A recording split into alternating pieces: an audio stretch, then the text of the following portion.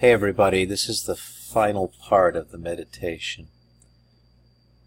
The descent of the Holy Ghost was a beginning also, in that it was the symbol of all the sanctifications that would occur down through the centuries, all the invisible Pentecosts that were to be accomplished within the souls of men. And all of these sanctifications were to take place in dependence upon Mary's maternal action. Several years after this first Christian feast of Pentecost, Jesus called his mother to be reunited to him, body and soul, in the glory of paradise. There, in the cenacle of the heavenly Jerusalem, he crowned her at his right hand as the queen of all the elect. Was this not proof that he wanted her to be the official dispenser at his side of all the graces of the redemption? Indeed, he willed that not a single grace was to pour from his heart into our souls without first having passed through Mary's heart.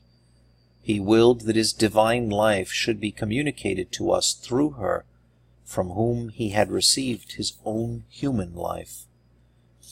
Jesus' filial submission thus appears to us as a mystery of love that will never end. Yes, even when the number of the elect is complete, and when time is no more, his heart will hold the same sentiments. For all eternity he will give us glory, just as he now gives us grace through his sacred humanity which he received for all time from his mother, and through his divine mother, who is associated in a special way with his triumph.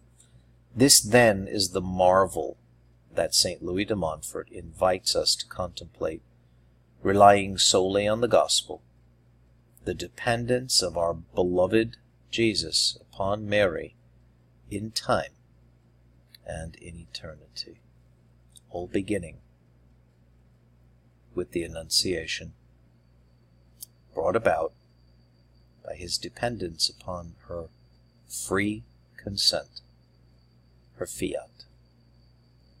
God bless you, my friends. I will see you when I get back. Same with Cheryl. Take care, everybody.